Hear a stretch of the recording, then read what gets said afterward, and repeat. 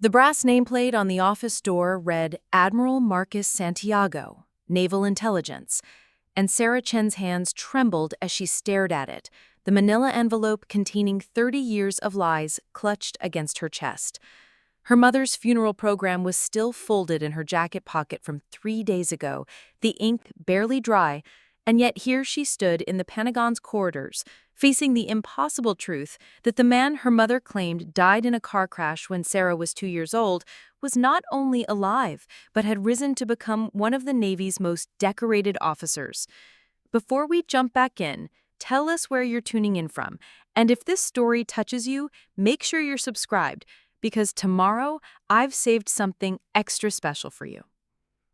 The secretary's voice seemed to come from underwater as she announced Sarah's arrival. Everything felt surreal, like she was watching someone else's life unfold through thick glass.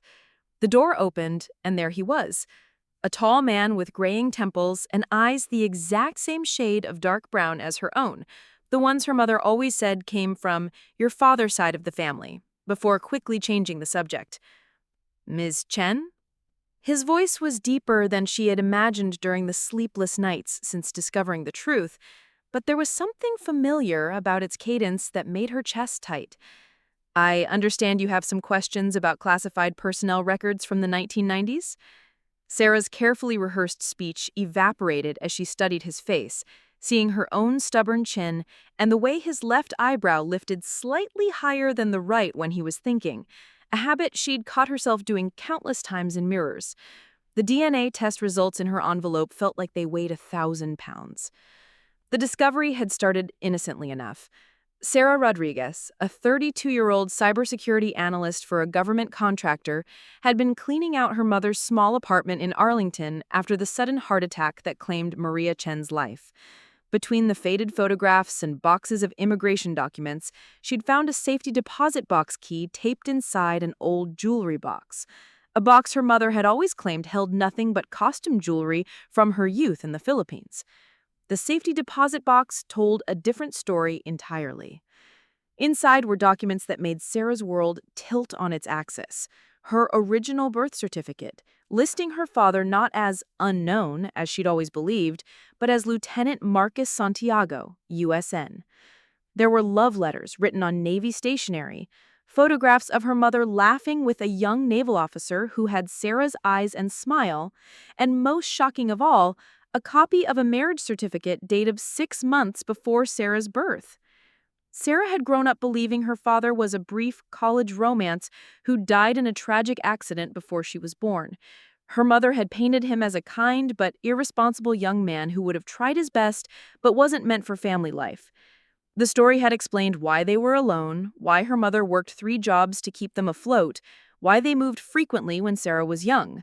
Maria had been protecting them both, she always said, from the pain of what they'd lost. But the documents in the safety deposit box told a completely different story. The letters revealed a man deeply in love with Maria, desperate to marry her and claim his child, confused and heartbroken when she suddenly stopped responding to his calls and returned his letters unopened. The final letter in the collection was dated 3 months after Sarah's birth, written from a Navy base in Norfolk. "Maria, please, I don't understand what I've done wrong. My commanding officer says you've told the base chaplain that you want no contact, that you're moving away and starting fresh. I love you. I love our daughter. I'll resign my commission if that's what it takes, but please let me be part of her life. I'm begging you to call me. I don't even know her name." Sarah had read that letter 17 times in the bank's privacy booth, tears streaming down her face as she processed the magnitude of her mother's deception. Not only was her father alive when she was born, but he'd wanted her, he'd fought for her, and her mother had deliberately kept them apart. The research that followed had consumed every free moment of Sarah's life for the next 2 weeks. Military records showed that Lieutenant Santiago had served with distinction, rising through the ranks over 3 decades of service. He'd married someone else, a woman named Rebecca Torres, in 1999, and they had 2 children together. But more shocking was his current position. Admiral Marcus Santiago, Director of Naval Intelligence, stationed at the Pentagon. Her father wasn't just alive, he was one of the most powerful people in the United States Navy, living less than 20 miles from where Sarah had grown up, where she still lived, where she passed the Pentagon every day on her way to work. Sarah had spent 3 sleepless nights crafting the letter she'd sent through official channels, requesting a meeting regarding historical personnel records that may have been compromised in the 1990s data breach. It was vague enough to get through the security screening, but specific enough to land on the Admiral's desk.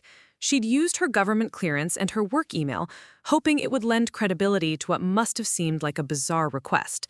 His assistant had called within 48 hours, scheduling the meeting for the following Tuesday at 0900 hours. Sarah had barely slept since. Now, sitting across from him in his pristine office, with its walls lined with commendations and photographs of him shaking hands with presidents and foreign dignitaries, Sarah struggled to find her voice. He was studying her with the keen attention of someone trained to read people, and she could see the exact moment when recognition flickered across his features. "You're not here about a data breach," he said quietly, leaning back in his chair. His voice held the same careful control she'd learned to use in high-stress situations at work. "Who are you really, Ms. Chen?" Sarah pulled the manila envelope from her purse with hands that barely cooperated. "My name is Sarah Rodriguez. My mother was Maria Chen, Maria Santos, before she married my stepfather when I was 8. She died 3 weeks ago, and I found some documents that I think belong to you." She slid the envelope across his desk, watching as his composed expression cracked slightly when he saw his own handwriting on the return address of the letters. His hands, she noticed, were shaking slightly as he opened the envelope and pulled out the birth certificate. The silence stretched between them as he read, his breathing becoming more shallow with each document. When he reached the photographs, a sound escaped him that was somewhere between a gasp and a sob. He held up a picture of Maria, young and radiant, holding a newborn baby with his eyes. "Sarah," he whispered, looking up at her with wonder and devastation warring in his expression. "You're Sarah. My daughter. Sarah." The words hung in the air between them like a bridge neither was sure they could cross.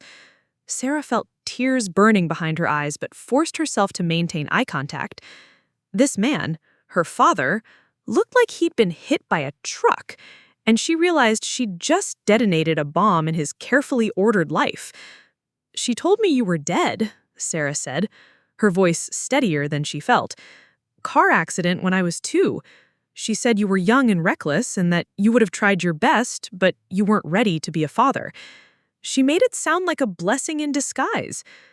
Admiral Santiago, Marcus, she supposed, set down the photographs with the careful precision of someone handling explosives. "I wrote to her for months," he said hoarsely. "I called every number I could find. I even hired a private investigator, but she'd moved and changed her name. The PI told me she'd made it clear through intermediaries that she wanted nothing to do with me, that she was starting over."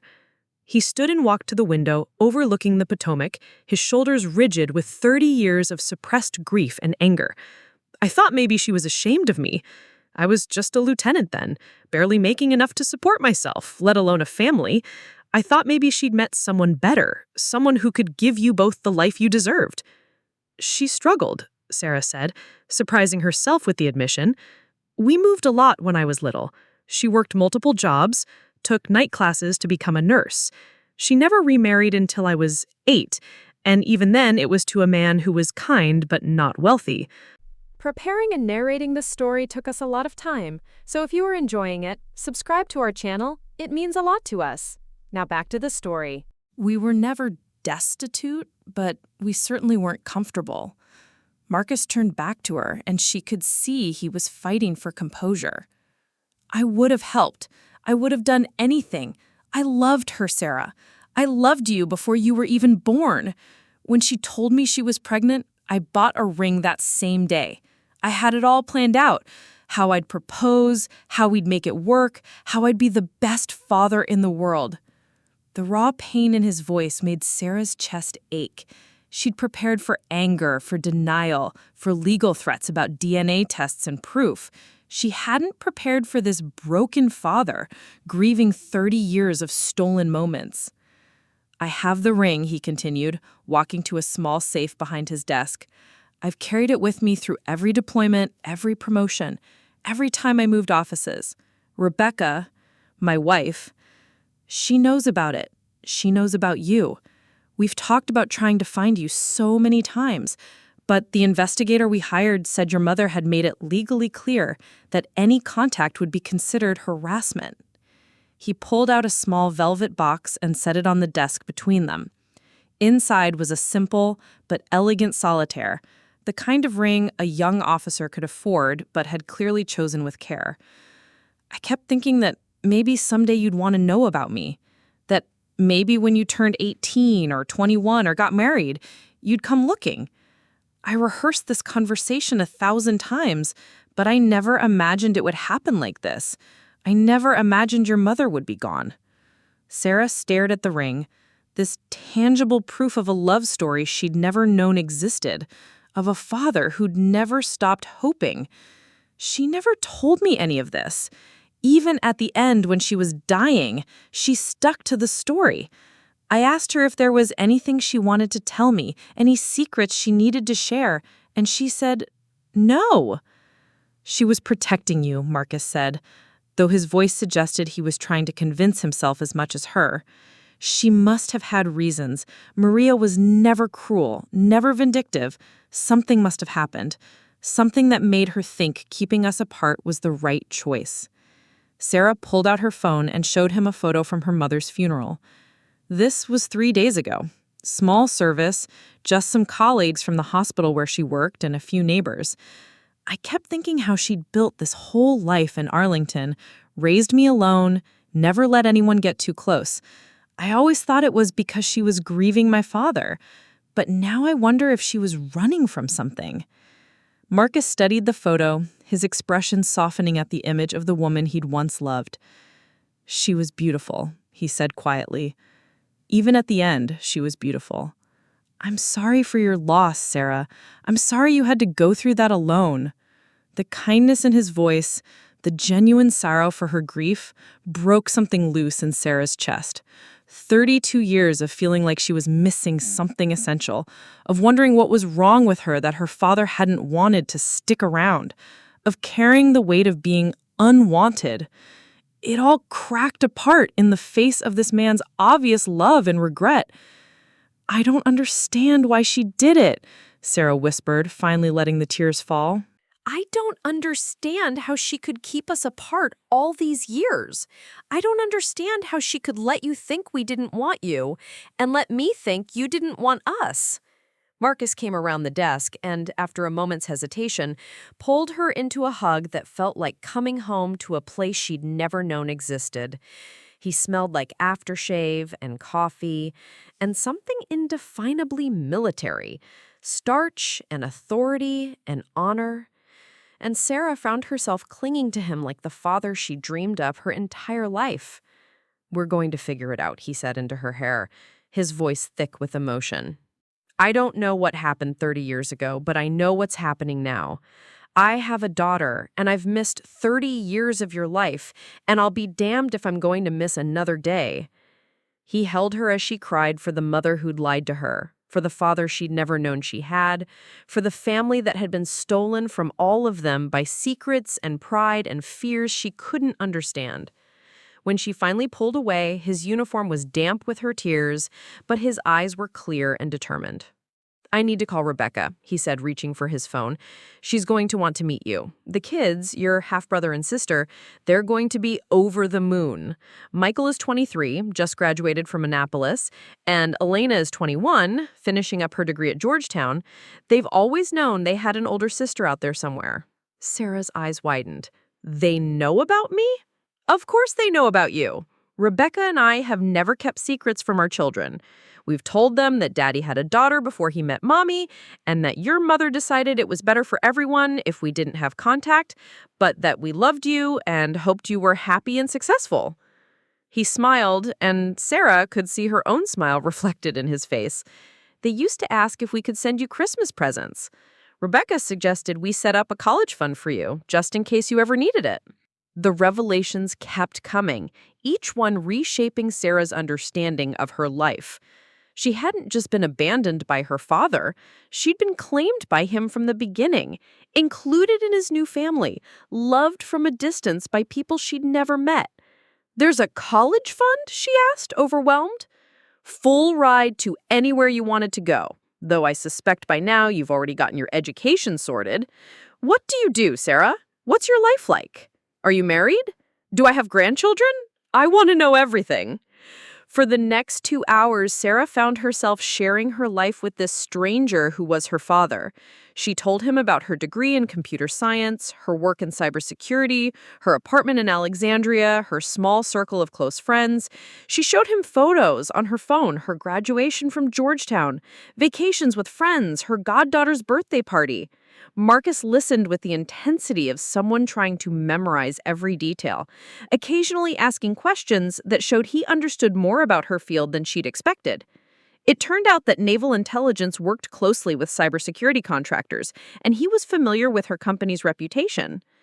"You're brilliant," he said with obvious pride after she explained a particularly complex project she'd worked on. "I always hoped you had inherited Maria's intelligence and determination. She was the smartest person I'd ever met."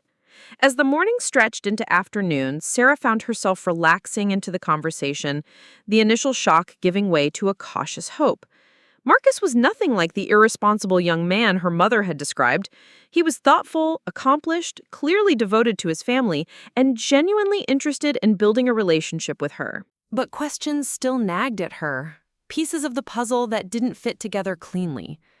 "Can I ask you something?" Sarah said as Marcus poured coffee from a service that had been delivered by his aide. "What exactly happened when my mother cut off contact? You said she went through intermediaries and made legal threats, but that doesn't sound like the woman who raised me. She was direct, sometimes blunt, but never manipulative like that." Marcus set down his coffee cup carefully, his expression growing troubled. "I've wondered about that for 30 years, he admitted. "The PI I hired was very clear that your mother had retained a lawyer and made it known through official channels that any attempt to contact her or track her down would be considered stalking and harassment. But it never sat right with me. The Maria I knew would have told me to my face if she wanted me gone." "What was the lawyer's name?" Sarah asked, pulling out her notebook. Her cybersecurity training had taught her that the devil was always in the details, and something about this story felt incomplete. Marcus walked back to his safe and pulled out a thick folder. "I kept everything," he said, opening it on the desk. "Every letter returned unopened, every report from the PI, every dead end I hit trying to find you both." Sarah scanned the documents, her trained eye catching inconsistencies and red flags that a heartbroken young father might have missed. The lawyer's letterhead was from a firm that specialized in military divorces and family law, but the language was oddly formal for what should have been a straightforward communication about unwanted contact. "This is strange," she said, pointing to a paragraph in the legal letter. "This wording about protecting the interests of the minor child from disruption to her established family unit? That's not how lawyers usually write about keeping a father away from his child. It's more like the language they use when there's a custody dispute or when someone is trying to protect assets." Marcus leaned over to read where she was pointing, his brow furrowed. "What do you mean?" "I mean, this reads like someone was trying to make sure you couldn't establish paternal rights or make any legal claims, not just that my mother didn't want personal contact. There's a difference between 'leave us alone' and 'you have no legal standing here.'" Sarah pulled out her phone and did a quick search for the law firm. "Brennan Walsh and Associates. They're still around, actually. Still specialize in military family law." She looked up at Marcus. "What if we called them? What if we asked to speak to whoever handled this case?" Marcus was already reaching for his desk phone. "I still have contacts everywhere," he said grimly. "If someone interfered with my rights as a father, if someone kept my daughter from me under false pretenses, I'm going to find out who and why." The call took longer than expected. The firm's current partners had to dig through archived files, and it took several transfers before they reached someone who could access records from the early 1990s. Sarah watched her father's face grow increasingly dark as he listened, taking notes in sharp, precise handwriting. "Thank you," he said finally, hanging up with barely controlled fury. That was very enlightening. He turned to Sarah, his expression grim. The lawyer who sent that letter retired in 2010, but his former partner remembers the case. Apparently, someone paid them a substantial retainer to ensure that Lieutenant Marcus Santiago could never establish contact with or legal rights to a child named Sarah Santos. Someone? Sarah's blood ran cold. Not my mother? No. Someone else entirely. Someone who wanted to make sure I stayed out of your life permanently. Marcus's jaw was tight with anger. The payment came from a military family trust, but the partner couldn't remember whose without pulling the full file. He's agreed to meet with us tomorrow morning. Sarah sank back in her chair, processing this new information. So, my mother didn't hire lawyers to keep you away? Someone else did? It appears so, which means your mother may have been manipulated just as much as I was. Marcus stood and began pacing, his military bearing evident in his precise movements. Someone wanted us separated, Sarah. Someone with enough money and connections to hire lawyers and create a paper trail that would convince both your mother and me that the other party didn't want contact. The implications hit Sarah like a physical blow. But who would do that, and why? Marcus stopped pacing and looked at her with an expression she was beginning to recognize as her own when she was working through a complex problem. I don't know yet, but I'm going to find out. And Sarah? He met her eyes with steel in his voice. Whoever kept us apart for 30 years is going to answer for it. As the afternoon wore on, Sarah found herself caught between joy at finding her father and anger at the growing evidence that they'd both been victims of an elaborate deception. She thought about her mother's behavior over the years, the frequent moves when Sarah was young, the way Maria always seemed nervous when Sarah asked questions about her father, the careful distance she maintained from anyone who might get too close. Had Maria been running from something? Or someone? I need to go through my mother's things more carefully, Sarah said as the day wound down. If someone was manipulating the situation, there might be evidence in her papers, her old phone records, something that shows who was really behind this. Marcus nodded. I'll help you. And Sarah? He reached across the desk and took her hand. Whatever we find, whatever the truth is, I want you to know that I'm grateful you came looking for me. I'm grateful I finally get to know my daughter.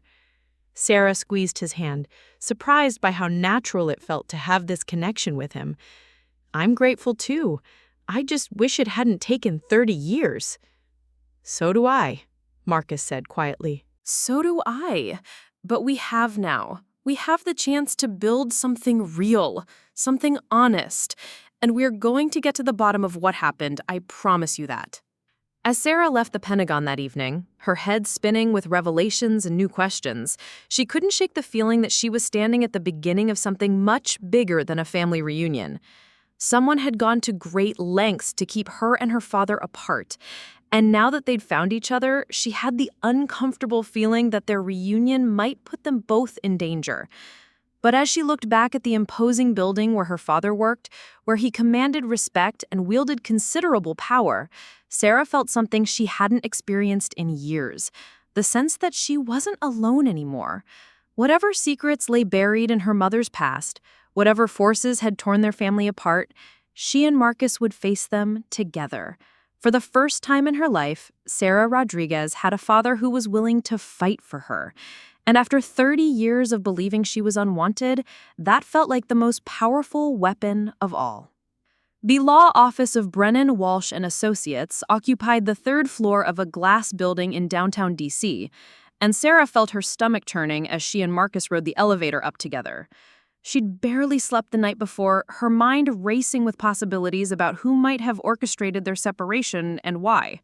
Marcus had picked her up at 7 that morning, looking every inch the decorated Admiral in his dress uniform, but she could see the tension in his shoulders and the way his jaw was set with determination. The receptionist led them to a conference room where a distinguished man in his 70s waited with several thick files spread across the mahogany table. Thomas Walsh extended his hand to Marcus first, then to Sarah, his expression grave as he took in the family resemblance between them. "Admiral Santiago, Miss Rodriguez," he said, gesturing for them to sit. "I've been thinking about this case all night since our conversation yesterday.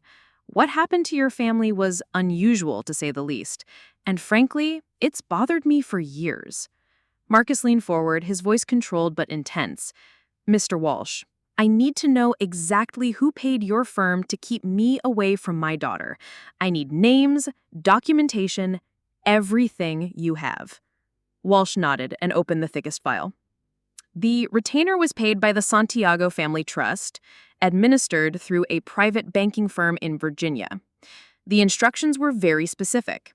Ensure that Lieutenant Marcus Santiago could never establish legal contact with or parental rights to Sarah Santos, and create documentation that would discourage any future attempts at communication." Sarah felt the blood drain from her face. "Santiago Family Trust? You mean his family was behind this?" "That's what we assumed at the time, but looking at these documents with fresh eyes, I have serious concerns about the legitimacy of the instructions. The trust documentation provided to us was minimal, and we were told the matter was urgent and confidential." Marcus's hands clenched into fists on the table. "I never authorized any such trust. My family had no money for trusts in 1992. We were working-class people from San Antonio. My father was a mechanic, my mother was a teacher. Where the hell would they get the money to hire lawyers to interfere in my personal life?" Walsh pulled out a bank statement and slid it across the table. "The payment was substantial, Admiral. $50,000, which in 1992 was enough to ensure our complete discretion and aggressive action on behalf of the client." Sarah studied the bank routing numbers on the statement, her cybersecurity training kicking in automatically. "This bank," she said, pointing to the letterhead, "Chesapeake Private Banking." They specialize in old money families, military dynasties, that sort of thing. This isn't the kind of institution a mechanic and teacher would use. Exactly what I was thinking last night, Walsh agreed. I did some research after our call, Admiral. The Santiago Family Trust was established in 1991, apparently just months before your daughter was born. But here's the interesting part. It was dissolved in 1995, just 3 years later. That's unusual for a family trust, which are typically meant to last generations. Marcus stood and began pacing, his military bearing evident in every step. "Someone used my family name to create a fake trust, specifically to separate me from Sarah and her mother. The question is, who had the resources and motivation to do something like that?" Sarah felt a chill run down her spine as pieces began clicking into place. "The timing," she said slowly, 1991 to 1995. What was happening in your career during those years, Marcus? "I was assigned to Naval Intelligence," Marcus replied, stopping mid-pace. "It was my first assignment after graduating from the Naval Academy. I was working on classified projects, but nothing that would justify this level of interference in my personal life." Walsh cleared his throat. "There's more, Admiral. I contacted Chesapeake Private Banking this morning, and while they couldn't provide specific account details without a subpoena, they did confirm that the Santiago Family Trust was funded by a single large transfer from another account at their institution, an account belonging to the Morrison Family Trust." The name hit the room like a bomb. Sarah saw Marcus go completely still, his face draining of color as recognition dawned. "Morrison," Marcus whispered. "Admiral Theodore Morrison. He was my commanding officer at Naval Intelligence from 1991 to 1994. Sarah felt her heart racing. "Your boss? Your boss paid to keep you away from me?" "Not just my boss," Marcus said grimly, sinking back into his chair. "Teddy Morrison was like a father to me. He mentored me, guided my career, recommended me for every promotion. I trusted him completely. When Maria stopped responding to my letters, when the lawyers sent their threats, Teddy was the one who consoled me. He told me that some women just weren't cut out for military life, that maybe it was better for everyone if I focused on my career." The betrayal in Marcus's voice was devastating to hear. Sarah reached across the table and took his hand, squeezing it as he processed the magnitude of what they'd discovered. Walsh nodded sympathetically. I'm afraid there's even more, Admiral. I pulled our billing records from that period, and the Morrison Family Trust made multiple payments to our firm over the 3 years the Santiago Trust existed. It appears they were paying us to monitor the situation, to ensure that neither you nor Miss Santos's mother attempted to reestablish contact. He was watching us, Sarah said, her voice tight with anger. For 3 years, this Morrison was paying lawyers to make sure we stayed separated. But why? What possible reason could he have had for destroying our family? Marcus's expression had shifted from hurt to cold fury, and Sarah could see the Admiral in him now, the man who commanded respect and wielded considerable power. Theodore Morrison retired in 2010, he said, his voice deadly quiet. He lives in McLean now, in a mansion that his Navy salary never could have afforded. I think it's time I paid my old mentor a visit. Walsh held up a cautionary hand. Admiral, I understand your anger, but you need to be careful how you handle this.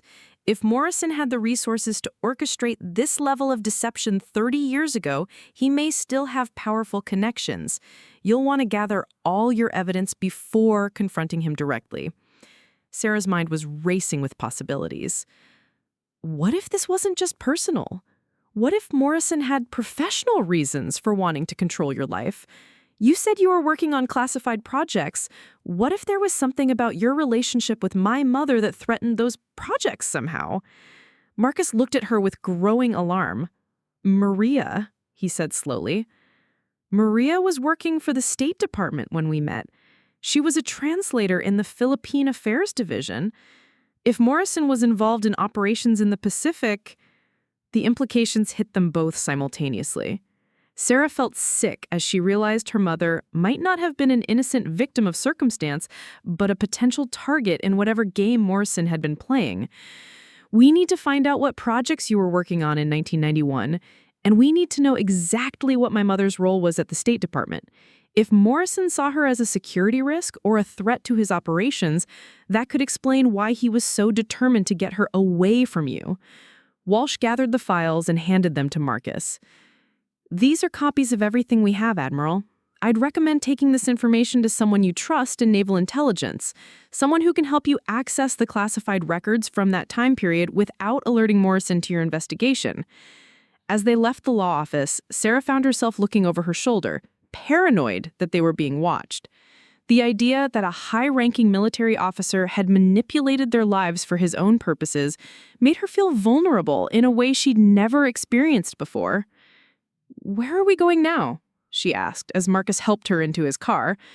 "My wife needs to know what we've discovered, and I need her help thinking through our next moves. Rebecca's a former JAG officer. She understands how these military conspiracies work better than anyone." The drive to the Santiago family home in Alexandria took 20 minutes, but it felt like hours as Sarah tried to process everything they'd learned. Her entire understanding of her family history had been upended twice in as many days, and now she was facing the possibility that her mother had been caught up in some kind of intelligence operation that had destroyed their family. The Santiago house was a beautiful colonial in an established neighborhood, with a manicured lawn and flower beds that spoke of a stable, comfortable life. Sarah felt a pang of longing as she imagined what her childhood might have been like if she'd grown up here, if Morrison hadn't interfered with their family. Rebecca Santiago answered the door before they'd even reached the porch steps, clearly having been watching for their arrival. She was an elegant woman in her 50s with warm brown eyes and silver streaks in her dark hair, and she pulled Sarah into a hug before Marcus could even make introductions. "Sarah," Rebecca said, holding her at arm's length to steady her face. "Oh my God, you look just like your father. I can't believe you're finally here. I can't believe we finally get to meet you." The warmth in her voice, the genuine joy in her expression, made Sarah's chest tight with emotion. This woman who owed her nothing, who had every reason to see her as a complication from her husband's past, was welcoming her like a daughter. "Mom, is she here? Is our sister really here?" A young man appeared in the doorway, tall and lean, with Marcus's dark hair and Rebecca's kind eyes. Behind him was a young woman who looked like a feminine version of Marcus, all sharp intelligence and barely contained energy. "Sarah," Marcus said, his voice thick with pride. These are your siblings, Michael and Elena. The next few minutes were a blur of hugs and excited questions and tears from all of them. Sarah found herself overwhelmed by the instant acceptance, the way they made space for her at the kitchen table like she'd always belonged there. Elena insisted on making coffee while Michael peppered her with questions about her work and her life, and Rebecca just sat beaming at all of them like her family had finally been completed. But the joy was tempered by the gravity of what they'd discovered that morning. When Marcus explained about Morrison and the fake trust, the atmosphere in the kitchen grew tense and serious. Admiral Morrison, Rebecca said, her JAG training evident in the way she immediately began analyzing the legal implications. I remember you talking about him, Marcus. You always said he was like a father to you. He was, Marcus replied bitterly, which makes this betrayal even worse. He knew how much I loved Maria, how excited I was about the baby. He watched me fall apart when she disappeared, and he comforted me while knowing he was the one who'd orchestrated the whole thing. Elena leaned forward, her young face serious. But why would he do that? What did he have to gain by keeping you away from Sarah and her mother? Sarah pulled out her phone and showed them the photos she'd taken of her mother's State Department ID and work records from the safety deposit box. My mother was a translator for Philippine affairs. If Morrison was running operations in that region, she might have had access to classified information that could compromise his work. Michael, who Sarah learned was following in his father's footsteps as a naval intelligence officer, studied the documents with professional interest.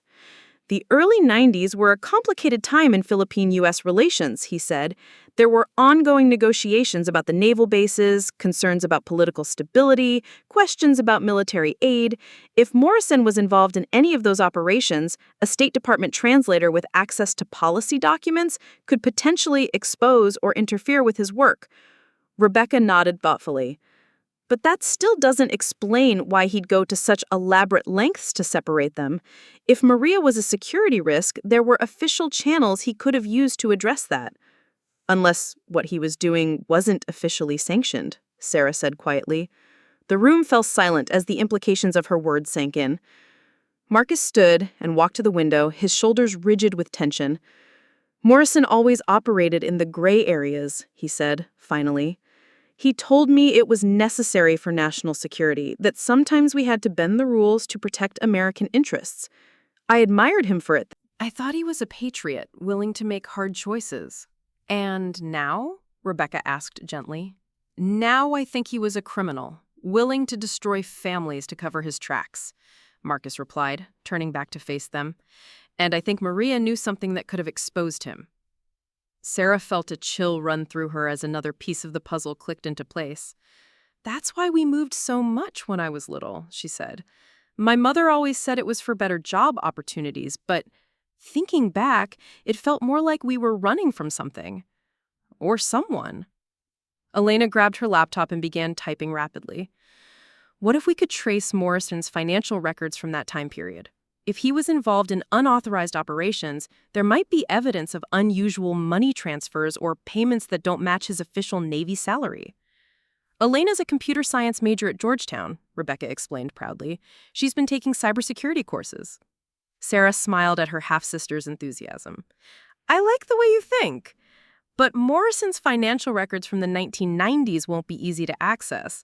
We'll need to be strategic about how we investigate this. Michael leaned back in his chair, his expression thoughtful. What about approaching this from the other direction? Instead of trying to prove Morrison's guilt, what if we focus on clearing Mom's name? If we can establish that Maria Santos was an innocent victim rather than a willing participant in whatever Morrison was doing, it might give us leverage to expose his crimes. How do we do that? Marcus asked, rejoining them at the table. Sarah pulled out her mother's old address book from her purse. We start by talking to the people who knew her then, her colleagues at the State Department, her friends, anyone who might remember what was happening in her life in 1991 and 1992. Rebecca took the address book and began flipping through it. Some of these names look familiar, she said. Marcus, didn't you mention that one of your colleagues at Naval Intelligence married a State Department translator around that time? Marcus's eyes widened. Janet Torres. She married Commander Richards in 1993. If Janet worked with Maria, she might know what kind of projects your mother was involved in. Janet Richards, Sarah repeated, writing down the name. Do you still have contact with her? Janet's husband retired last year, but they're still in the area. I can call Tom and ask if they'd be willing to meet with us. Marcus was already reaching for his phone. If Janet remembers Maria, she might be able to shed some light on what was really happening at the State Department during that time. As Marcus made the call, Sarah found herself studying her newfound family, marveling at how naturally they'd all fallen into working together. Elena was researching Morrison's career timeline on her laptop, Michael was making notes about potential investigative approaches, and Rebecca was organizing the documents they'd gathered with the efficiency of a seasoned lawyer. Tom says Janet remembers Maria very well, Marcus announced after hanging up. They can meet us tomorrow afternoon. Janet's retired now, so she can speak more freely about things that happened back then. Sarah felt a mixture of excitement and apprehension. Every new piece of information brought them closer to the truth, but it also made the conspiracy against her family seem larger and more dangerous. "There's something else we need to consider," Rebecca said quietly. "If Morrison was willing to go to such lengths to separate you and Maria 30 years ago, he might not take kindly to you investigating him now.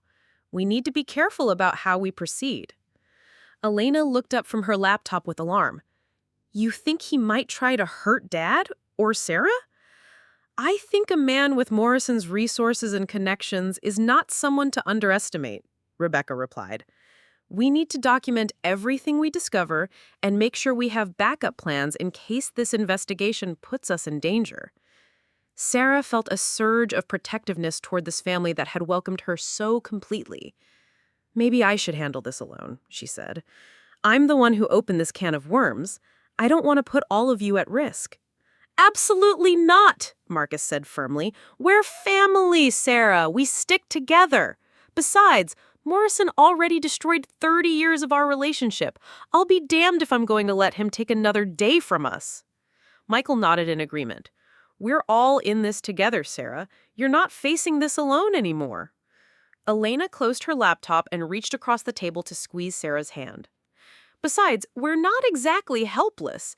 Dad's an admiral with connections throughout the military. Mom's a lawyer who understands how to build legal cases.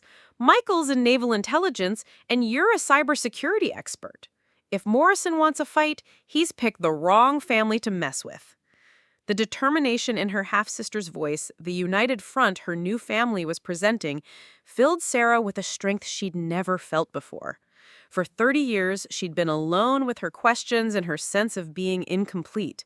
Now she had allies, people who were willing to fight for the truth alongside her. "All right then," Sarah said, looking around the table at each of them. "Let's figure out what Admiral Morrison was really up to, and let's make sure he pays for what he did to our family." Rebecca smiled and began spreading out the documents on the kitchen table like a general planning a campaign. "First, we organize everything we know. Then, we plan our investigation systematically. Marcus, I want you to reach out to your most trusted contacts in naval intelligence and see what you can learn about Morrison's operations in the early 90s. I'll work in the financial angle," Elena added. "Even if I can't access Morrison's personal records, I might be able to trace the money trail through public records and corporate filings." Michael nodded. "And I'll use my contacts to see what I can learn about current attitudes toward Morrison in the intelligence community. If he was involved in unauthorized operations, there might be people who suspected it but couldn't prove it at the time." Sarah felt a sense of purpose settling over her as the plan took shape. "I'll focus on my mother's side of things. I'll go through everything in her apartment more carefully, and I'll prepare questions for Janet Richards that might help us understand what Maria knew and when she knew it." As the afternoon wore on, they divided up research tasks and set timelines for their investigation.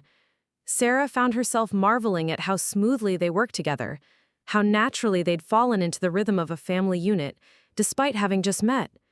When it came time for her to leave, Elena walked her to the car while Marcus and Rebecca finished organizing their documents. "Sarah," Elena said hesitantly as they reached the driveway, "I know this is overwhelming, finding out about Dad and about Morrison and everything.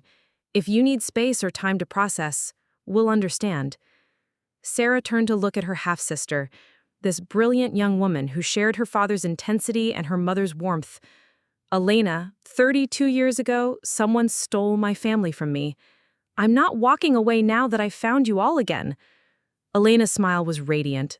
"Good," she said, pulling Sarah into another hug, "because we've been waiting our whole lives to have a big sister, and we're not letting you go without a fight." As Sarah drove home to her apartment, she found herself thinking about the strange turns her life had taken in just 2 days. She'd gone from being an orphaned only child to having a father, a stepmother, and 2 siblings who clearly loved her. But she'd also discovered that her entire life had been shaped by a conspiracy that reached into the highest levels of the military establishment. The apartment felt smaller and emptier than usual as she settled in for the evening.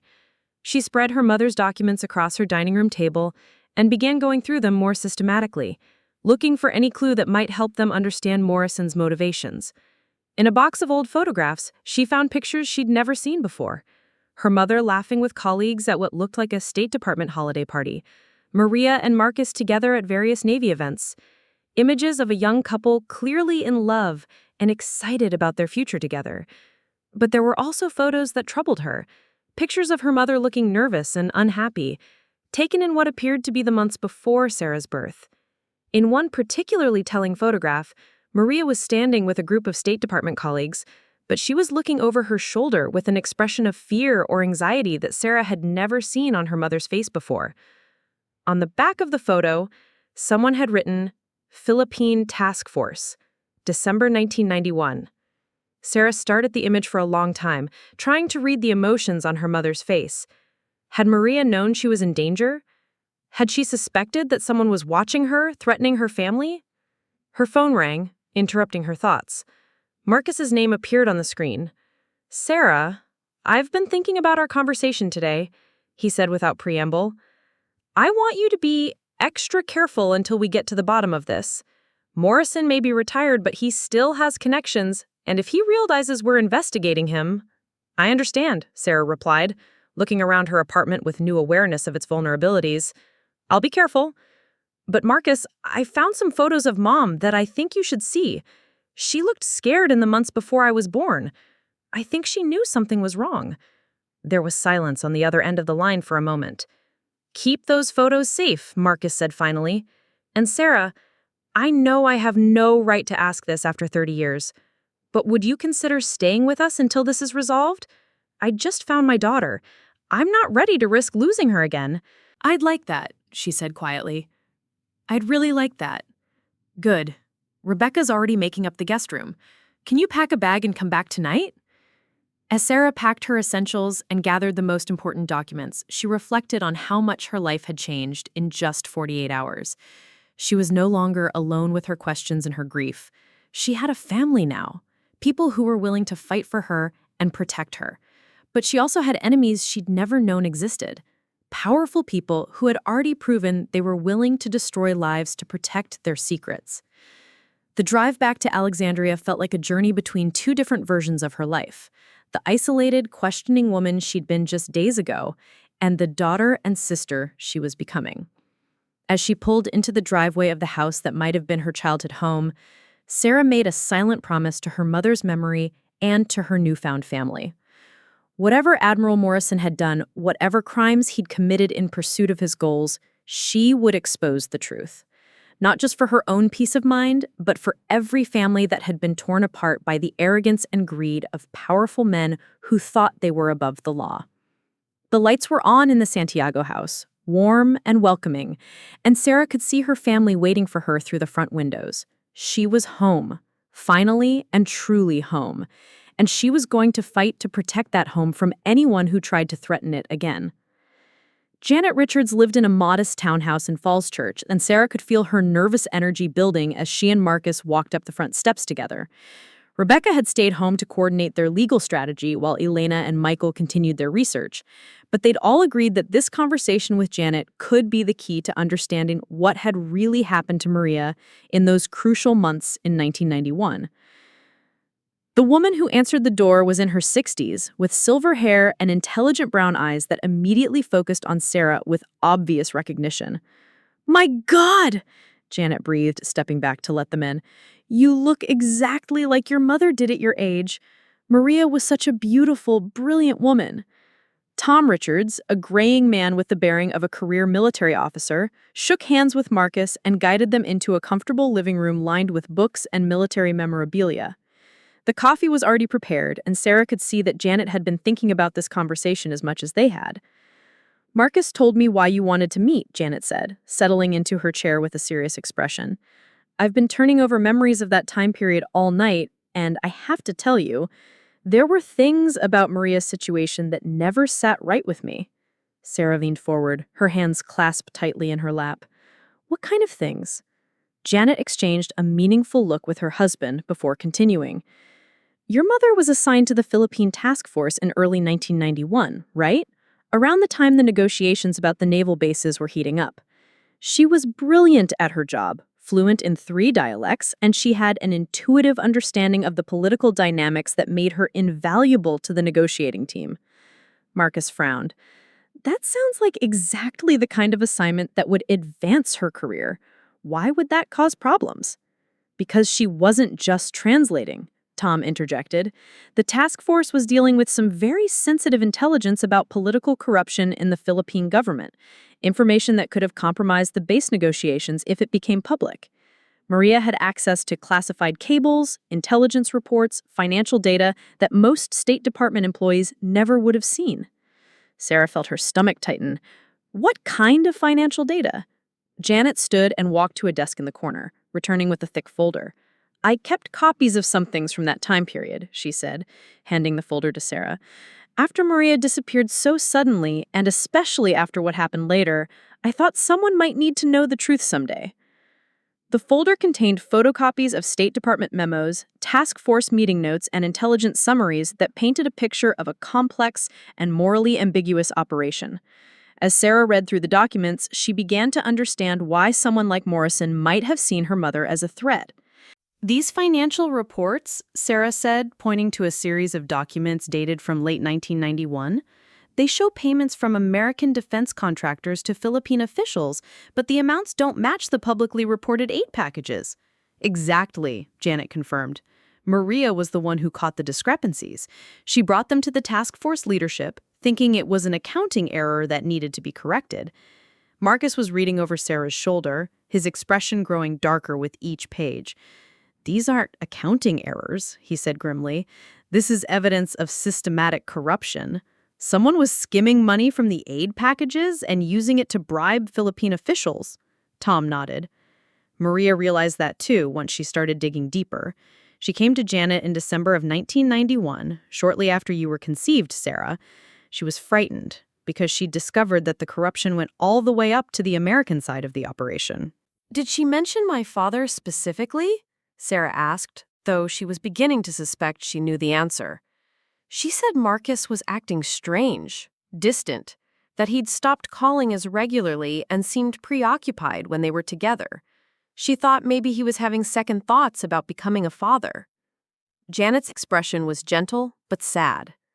She didn't know that Morrison was manipulating him too, feeding him doubts about whether he was ready for family responsibilities.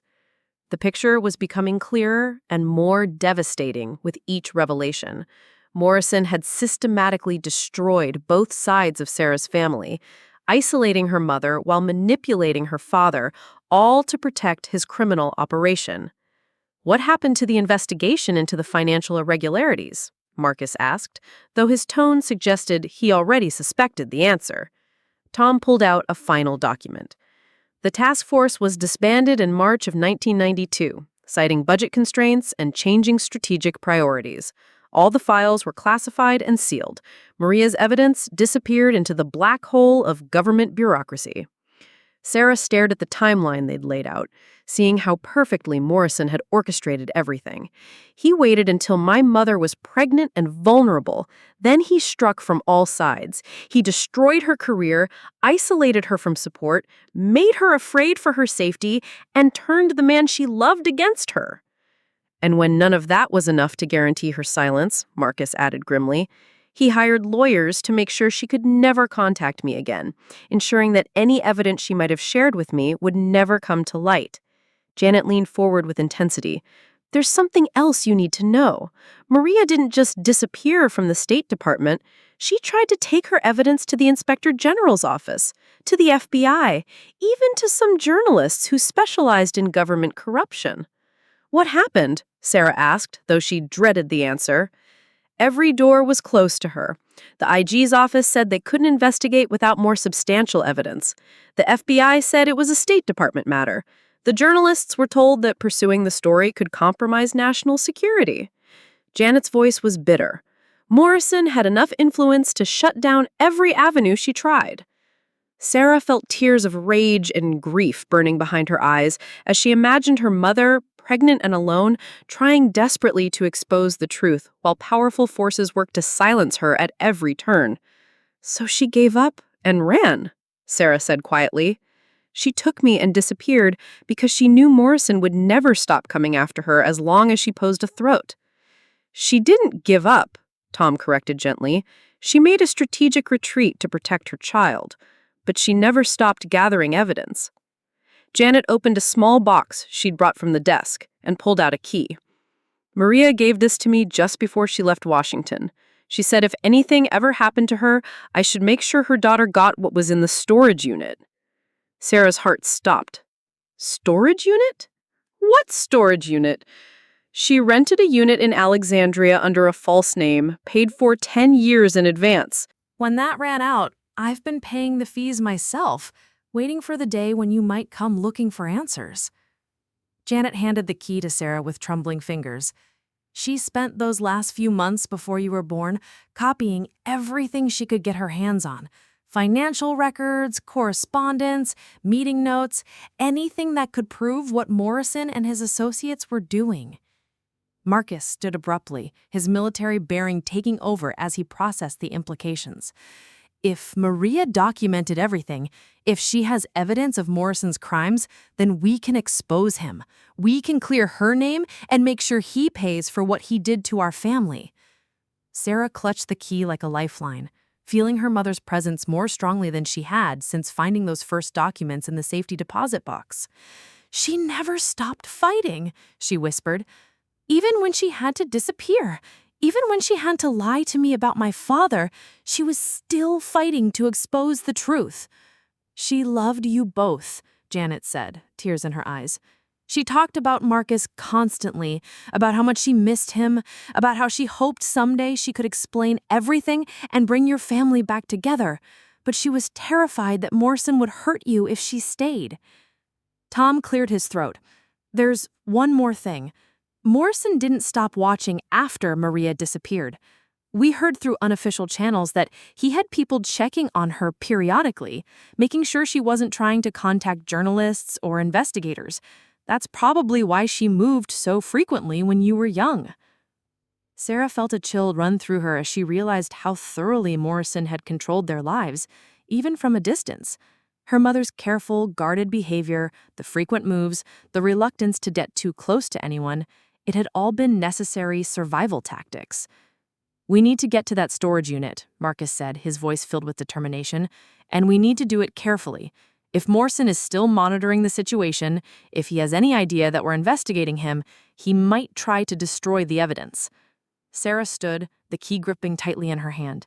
"How long do we have before people notice we're digging into this?" Janet and Tom exchanged worried looks. "Morrison still has friends in high places," Tom said. "If he gets word that Marcus is asking questions about the Philippine task force, that you're meeting with people who knew your mother, he'll know you're onto him." "Then we move fast," Sarah decided. "We get the evidence from the storage unit, we document everything, and we take it to people who can't be bought or intimidated." Marcus nodded. "I know people at the FBI who specialize in military corruption cases. If we can give them enough evidence, they can build a case that even Morrison's connections can't stop." As they prepared to leave Janet and Tom's house, Sarah felt a mixture of anticipation and dread about what they might find in her mother's storage unit. But she also felt something else, a sense of pride in the woman who had raised her. Maria hadn't been the victim Sarah had imagined. She'd been a fighter, a woman who had sacrificed everything to protect her daughter while still working to expose the truth. The storage facility in Alexandria was a nondescript building surrounded by chain-link fencing, the kind of place where people kept belongings they couldn't bear to throw away but didn't want to live with daily. Sarah's hands were shaking as she unlocked Unit 247, Marcus standing beside her with his phone ready to document whatever they found. The unit was larger than Sarah had expected, filled with bankers' boxes labeled in her mother's careful handwriting. Philippine Task Force, financial records, Morrison correspondence, security incidents, Personal documentation. The organization was meticulous, the work of someone who knew that the evidence she was preserving might be the only way to ever prove what had really happened. Sarah opened the first box with reverent care, finding herself face to face with her mother's careful documentation of Morrison's crimes. There were photocopies of bank records showing the unauthorized fund transfers, photographs of documents that had been classified far above Maria's security level, even recordings of conversations that Morrison had assumed were private. "My God," Marcus breathed, looking through a box of correspondence between Morrison and Philippine officials. "She documented everything. She has enough evidence here to send Morrison to prison for the rest of his life." Sarah was reading through a folder labeled Personal Safety Concerns that contained incident reports, photographs of suspicious individuals who had been watching their apartment, even copies of threatening phone calls that Maria had managed to record. "She was living in terror," Sarah said, her voice thick with emotion. "Look at this! She documented every time someone followed her, every suspicious phone call, every incident that made her think they were closing in." Marcus found a letter addressed to Sarah, dated just weeks before her birth. With trembling hands, Sarah opened it and began to read her mother's words. "My dearest Sarah, if you are reading this, it means that something has happened to me, or that you have finally learned the truth about your father and our family. I want you to know that every decision I made was to protect you, even when those decisions broke my heart." The letter went on to explain everything Maria had discovered about Morrison's corruption, her attempts to expose it through official channels, and her growing realization that powerful forces were working to silence her permanently. "I had to choose between the truth and your safety, my darling girl. I chose your safety, but I never stopped gathering evidence that someday might clear our names and expose the men who destroyed our family. Your father is a good man who was manipulated by someone he trusted. I pray that someday you will find each other and that this evidence will help you understand why I had to keep you apart." Sarah was crying openly by the time she finished the letter, but they were tears of understanding rather than grief. Her mother had made an impossible choice and had spent the rest of her life trying to find a way to make it right. Marcus was going through another box when he suddenly went very still. "Sarah," he said quietly, "you need to see this." He handed her a file that made her blood run cold. It contained surveillance photographs of her and Marcus from just 2 days ago, leaving the Pentagon together, entering the law office, arriving at the Santiago family home. Someone had been watching them from the very beginning of their reunion. "Morrison knows," Sarah said, her voice barely a whisper. "He knows we found each other, and he knows we're investigating him." Marcus was already pulling out his phone. "We need to get this evidence to a secure location immediately. If Morrison realizes we found your mother's documentation, he'll move to destroy it, and probably us along with it." As if summoned by their fears, Sarah's phone rang with an unknown number. Against her better judgment, she answered. "Ms. Rodriguez, this is Admiral Theodore Morrison. I believe we need to have a conversation." Sarah felt her blood turn to ice, but she forced her voice to remain steady. "I'm not sure we have anything to discuss, Admiral." "Oh, but we do," Morrison replied, and she could hear the threat beneath his polite tone. "I understand you've been asking questions about your family history. I'd hate for you to get the wrong impression about certain events from 30 years ago." Marcus was gesturing frantically for her to keep Morrison talking while he called for backup, but she could hear the sounds of vehicles approaching the storage facility. "You destroyed my family," Sarah said, abandoning any pretense of politeness. "You tore apart two people who loved each other and stole 30 years of my life with my father." Morrison's laugh was cold and calculating. "I protected national security interests, Ms. Rodriguez.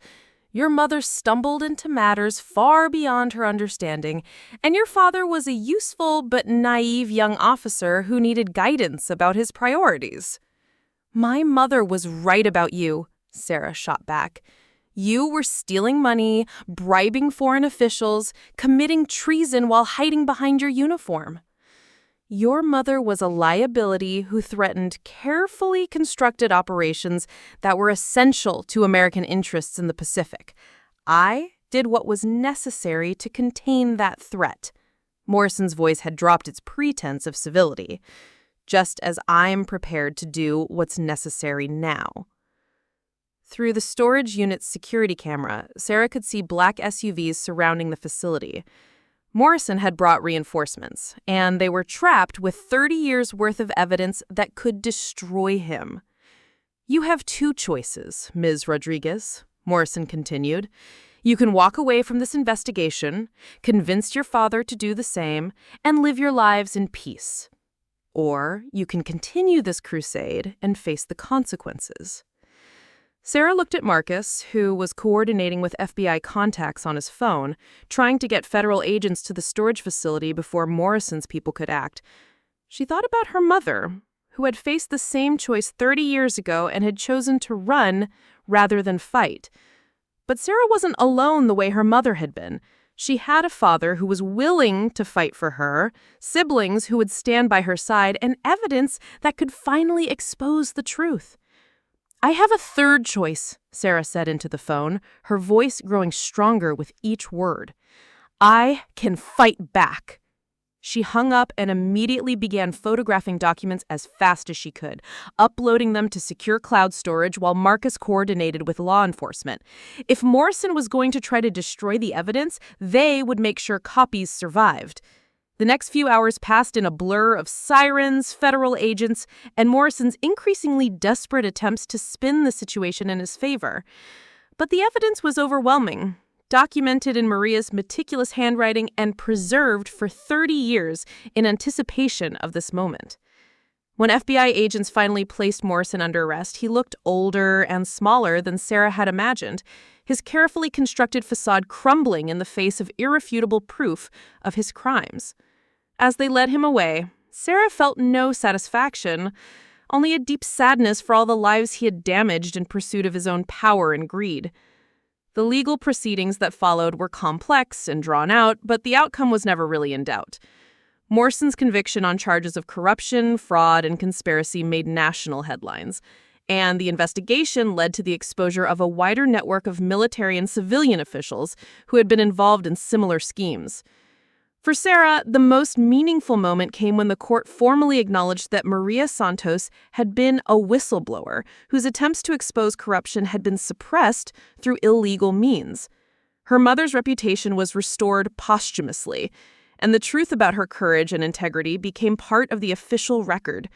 The Santiago family grew stronger through the ordeal, bonded by their shared fight for justice and their determination to never let powerful people destroy their family again.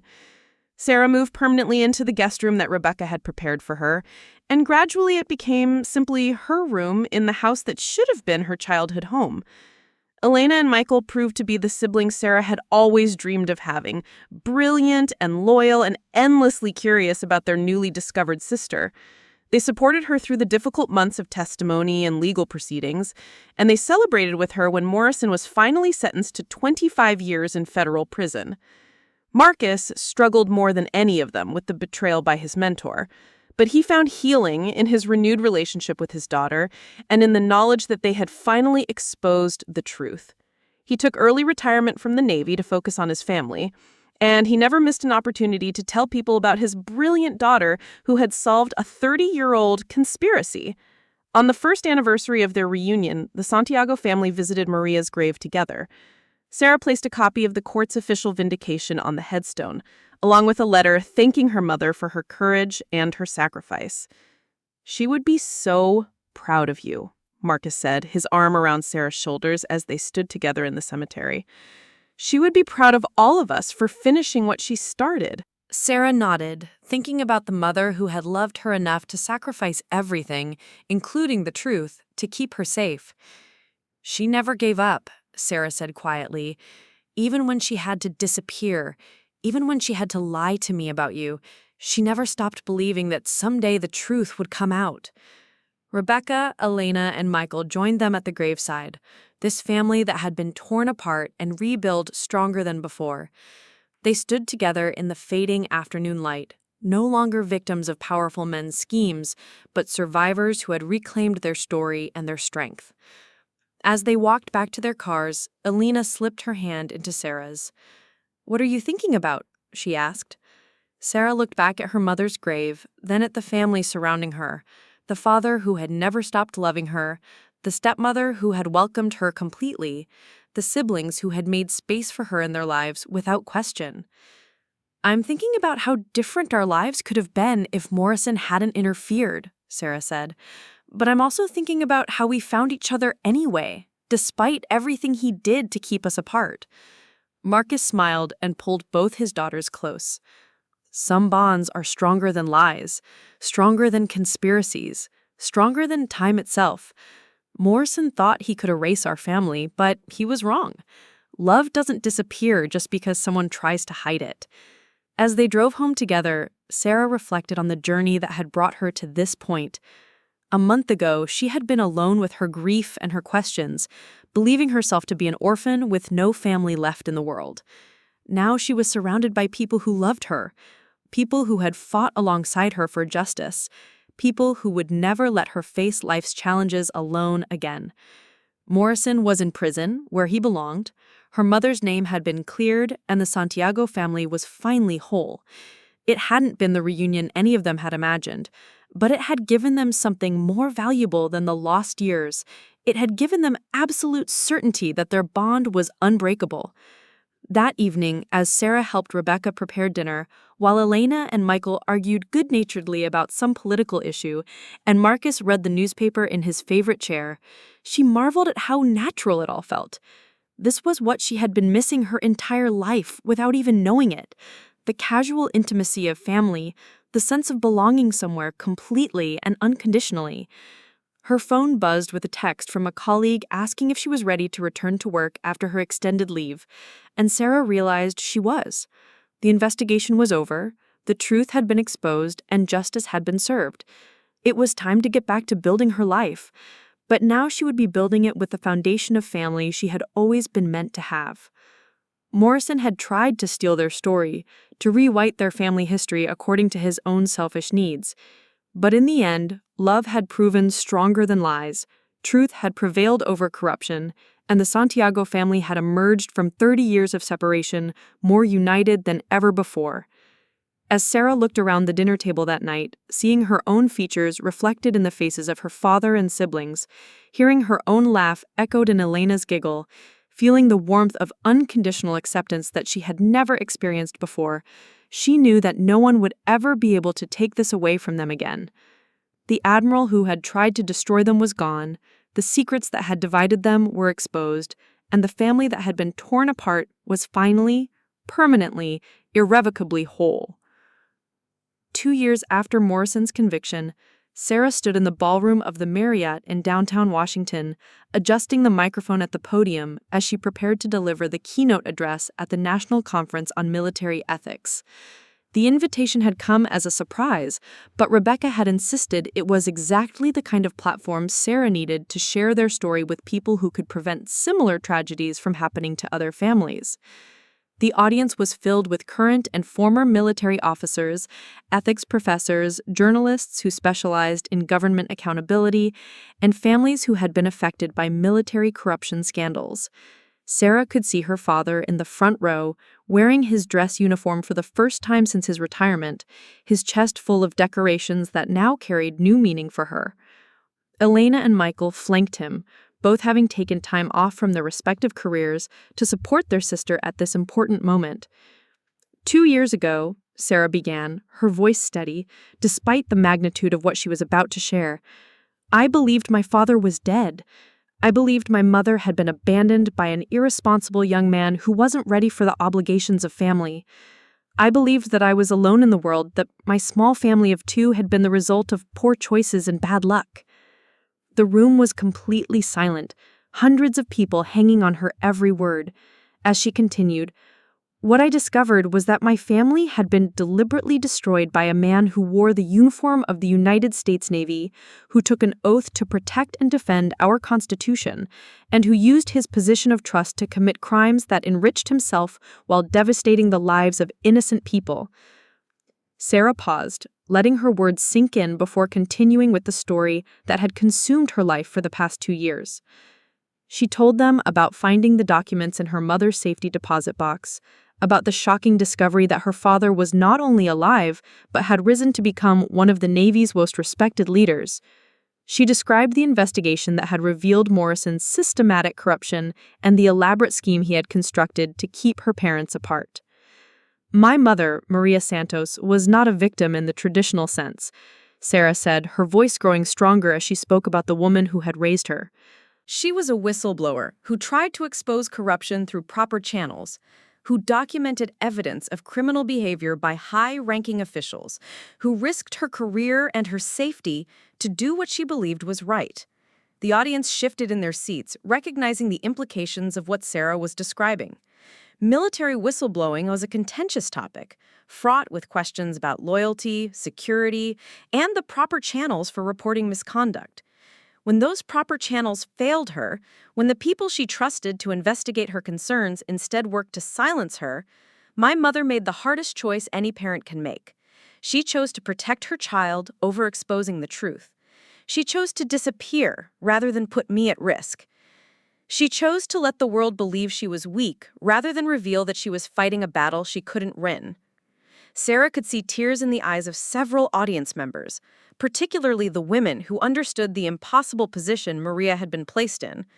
The choice between justice and family safety was one that no one should have to make, but it was a reality that many military families faced when they discovered wrongdoing within their own ranks. For 30 years, my mother carried the burden of that choice. She raised me with love and strength, but I could see the sadness in her eyes whenever I asked about my father. I thought it was grief for a man who had died too young. What it really was grief for a family that had been murdered by corruption and lies. The microphone amplified the emotion in Sarah's voice as she continued.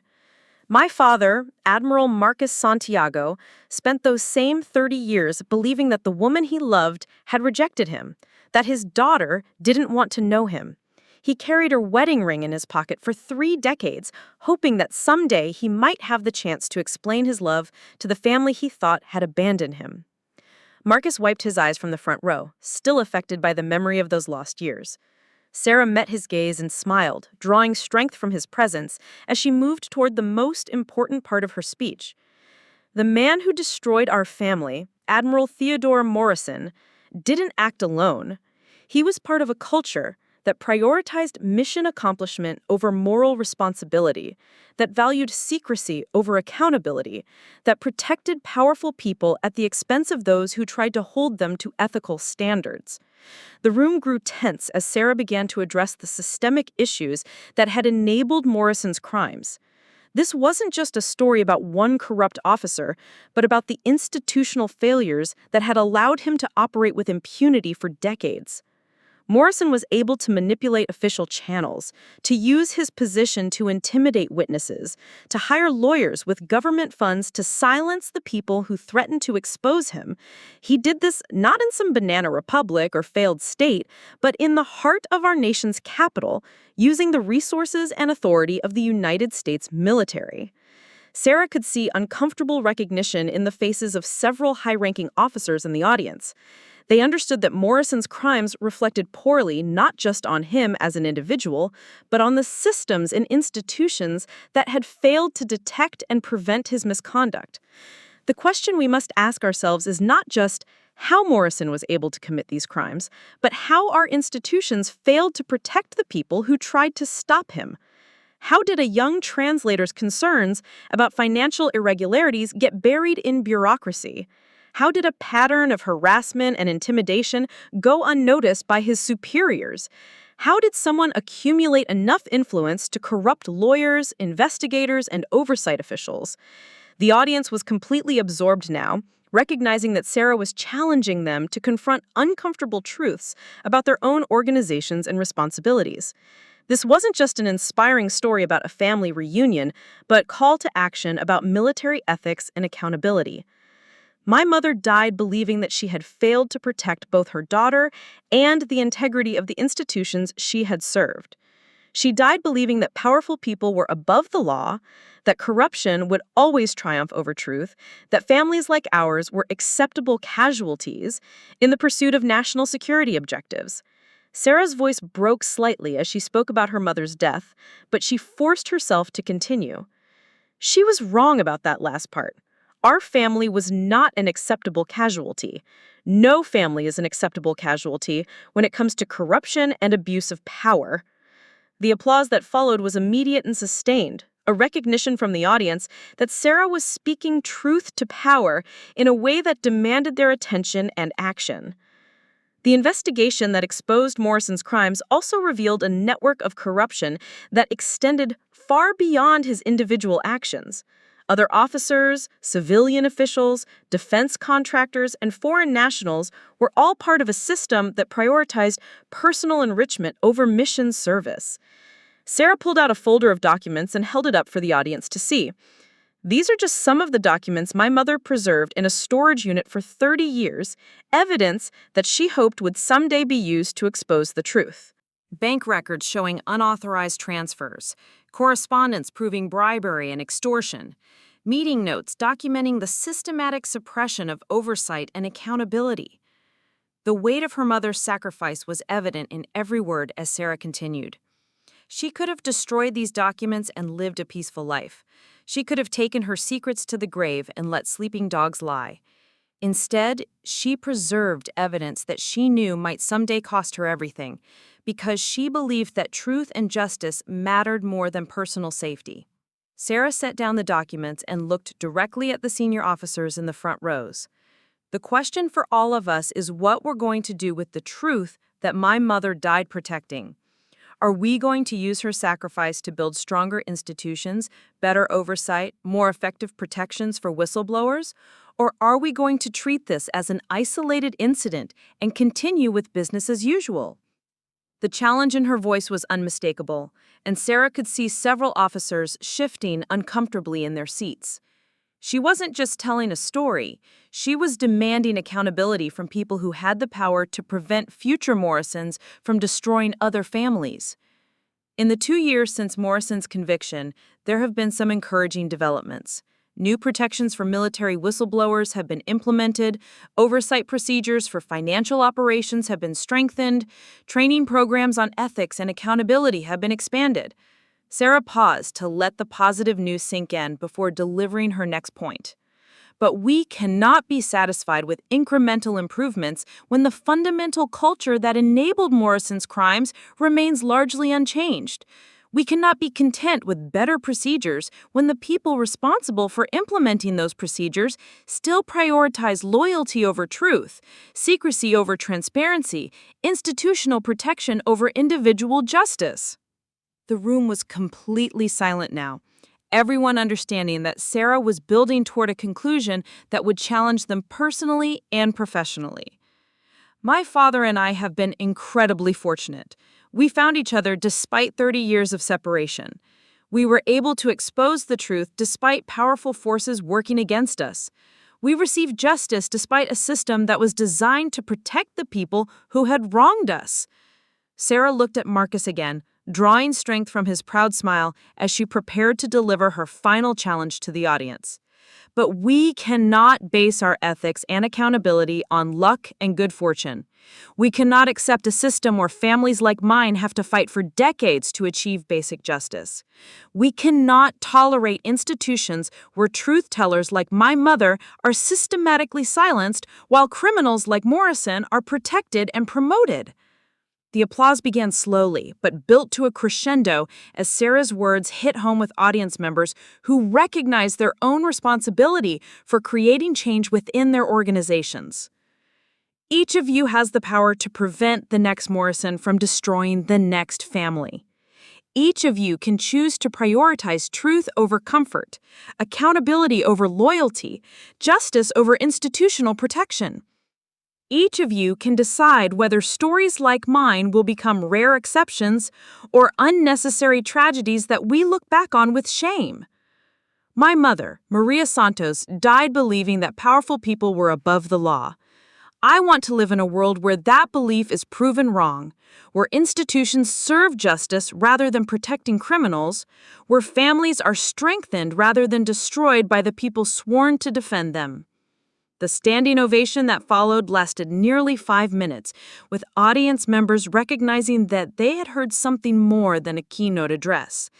They had been challenged to examine their own consciences and their own institutions, to take personal responsibility for creating the changes that would prevent future tragedies.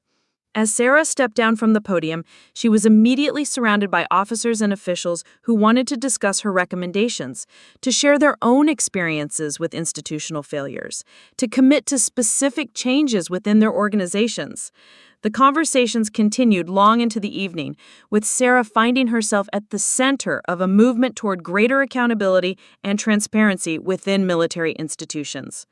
Later that night, as the Santiago family gathered in Sarah's hotel suite to decompress from the emotional intensity of the day, Elena pulled up social media on her laptop to show them the immediate response to Sarah's speech. "Look at this," Elena said excitedly, scrolling through dozens of posts from conference attendees. "Everyone's talking about the need for systemic changes, not just individual accountability." You really got through to them, Sarah. Michael was reading news coverage on his phone. The Associated Press is already running a story about your speech. They're calling it a watershed moment for military ethics reform. Rebecca was reviewing requests for follow-up interviews and speaking engagements that had already started pouring in. You could spend the next year doing nothing but sharing this story, Sarah. There's clearly an appetite for the kind of truth-telling you did today. Marcus sat quietly in his chair, still processing the emotional impact of hearing his daughter share their family's story with such courage and clarity. "Your mother would be so proud," he said finally. "She always believed that the truth would eventually come out, that justice would eventually be served. But I don't think even she could have imagined that her daughter would become the voice for that truth." Sarah felt a deep sense of satisfaction as she looked around at her family, these people who had supported her through the most difficult period of her life. The speech had been emotionally draining, but it had also been incredibly healing to share their story with people who could help prevent others from experiencing similar tragedies. "I keep thinking about all the families we'll never know about," Sarah said quietly. "All the people whose stories didn't have happy endings, who never found each other again, who never got justice for what was done to them." Elena closed her laptop and moved to sit beside her sister. "That's exactly why your speech was so important today. You're not just telling our story, you're representing all those other families, giving voice to people who were silenced." The weight of that responsibility was not lost on Sarah, but she felt ready to carry it. Her mother had preserved evidence for 30 years in the hope that someone would eventually use it to seek justice. Sarah had found that evidence and used it to expose Morrison's crimes, but the work of creating lasting change was just beginning. Over the following months, Sarah found herself traveling around the country, speaking to military audiences, congressional committees, ethics organizations, and academic institutions. Each speech built on the last, developing themes of accountability, transparency, and institutional reform that resonated with audiences who recognized the need for systemic change. The media attention was intense, but mostly positive, with Sarah being featured on news programs, documentary films, and magazine profiles that explored the broader implications of her family's story. She used every platform to push for specific policy changes, working with lawmakers and military leaders to draft legislation that would strengthen protections for whistleblowers and improve oversight of military operations. Marcus proved to be an invaluable ally in these efforts, using his extensive network of contacts within the military establishment to open doors and facilitate conversations that might not have been impossible otherwise. His reputation for integrity and his obvious pride in his daughter's work gave credibility to their reform efforts that outside critics might not have achieved. Elena and Michael also became important parts of the advocacy work, with Elena using her computer science background to help develop better systems for reporting and tracking ethics violations, while Michael worked from within naval intelligence to promote cultural changes that would make future Morrison-style conspiracies more difficult to sustain. Rebecca coordinated the legal aspects of their reform work, helping to draft model legislation and working with other military families who had experienced similar injustices to build broader coalitions for change. The Santiago family had become more than just a family reunited by the exposure of corruption.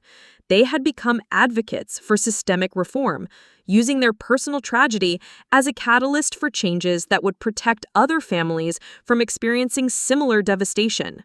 But perhaps the most meaningful outcome of their work was the simple fact that they were working together as a family toward goals that honored both Maria's memory and their commitment to justice. The years that Morrison had stolen from them could never be recovered, but the work they were doing together was creating something positive and lasting from the pain they had endured. As Sarah looked toward the future, she saw a family that had been tested by extraordinary circumstances and had emerged stronger, more united, and more committed to making the world a better place than they had found it. Morrison had tried to destroy them, but instead he had created a force for justice that would outlast his crimes and ensure that other families would be protected from the kind of corruption that had torn theirs apart. The Admiral was in prison where he belonged. The truth had been exposed and acknowledged, and the Santiago family was using their hard-won knowledge to build a better future for everyone. It wasn't the life any of them had planned, but it was a life filled with purpose, love, and the satisfaction of knowing that Maria's sacrifice had not been in vain. In the end, that was perhaps the greatest victory of all, not just that they had found each other and achieved justice, but that they had transformed their pain into power and their tragedy into triumph. Morrison had thought he was destroying a family, but he had actually forged one that was stronger than anything he could have imagined. Up next, you've got 2 more standout stories right on your screen. If this one hit the mark, you won't want to pass these up. Just click and check them out.